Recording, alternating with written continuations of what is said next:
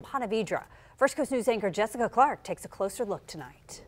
A police report says that Krista Glover, enraged by what she thought was her husband Lucas's poor performance at the Players' Championship this past weekend, insulted him Saturday after the tournament, calling him a loser. Glover missed the final cut of the Players after shooting a 78 in the third round.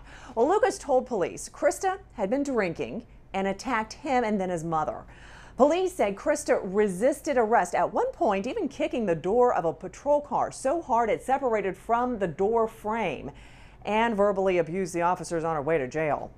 Lucas Glover took to Twitter in defense of his wife, saying, "My wife and mother were involved in an argument to which the police were called. Everyone is fine.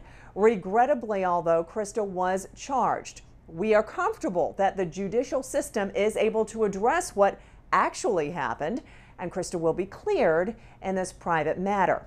Well, you can read the full arrest report on our website, firstcoastnews.com. In the control room, Jessica Clark, First Coast News, on your side.